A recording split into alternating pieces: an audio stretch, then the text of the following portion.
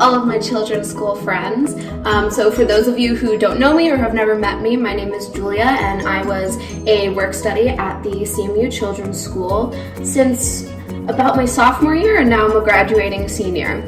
So today I'm going to show you how to make the children's school world famous Play-Doh. It's really easy and it doesn't take long, and it's a great alternative to just buying Play-Doh at the store. So what you're going to need for this recipe is 1 cup of flour, half a cup of salt, 2 teaspoons of cream of tartar, 1 cup of water, 1 tablespoon of oil, and then some food coloring. So first we're going to start off by combining all of our dry ingredients into a pot. So I just have my pot here on my stove. So I'm going to mix all of my dry ingredients together first. So that's the flour, the salt, and then the cream of tartar.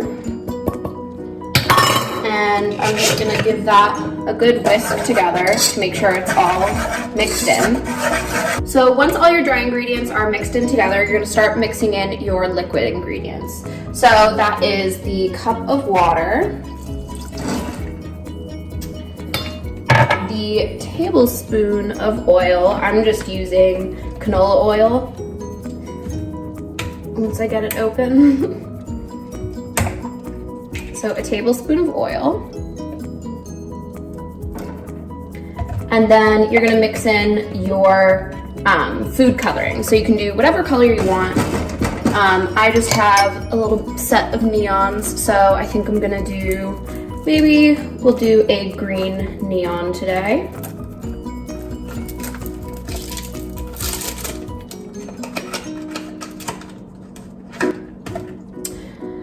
So I usually just put in as much as I want until it turns the color that I like.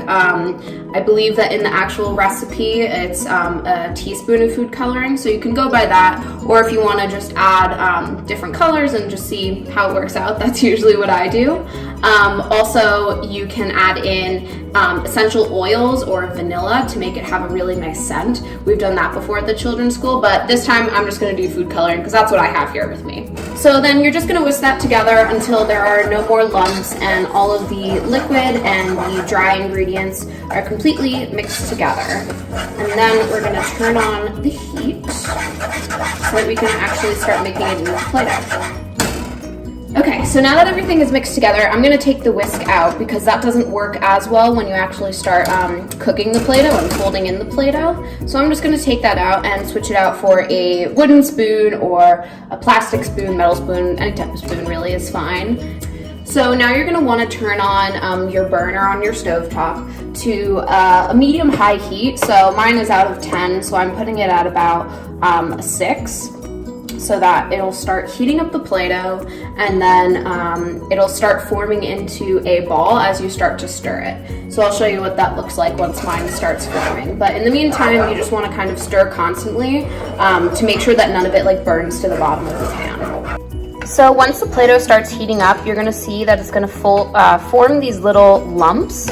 And you're just going to keep stirring that in until the lumps kind of get bigger and bigger, and I'll show you how that is going to look once this heats up even further. So now the Play-Doh is really starting to form. You can see it's kind of just turning into one big ball as I stir it even more. So once you get to this point, it's only a few more minutes that you want to really keep it in there before it is completely done. This is what it looks like once it's done. It's just going to be in a ball in your pot. So now I'm going to take it off the heat and let it cool for a bit. And once it gets cool enough to the touch, that's when I'm going to start to knead it into a smoother dough.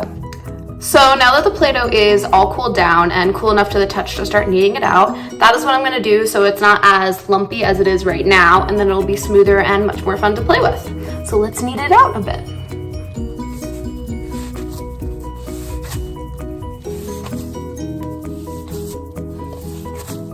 And you can just do this basically until it feels the way that you want it to feel, as smooth or as lumpy, depending on what your kid might find fun, as you'd like. And then once it's done, you just let it cool until it is ready to play with. And you can cool it down and keep it in the fridge to make it last longer, or just leave it on the counter or wherever your kids play. So there we go. We got our final ball of Play-Doh. And if you want even more than this, you can double the recipe. But I'm just one person in an apartment, so I just went with one today.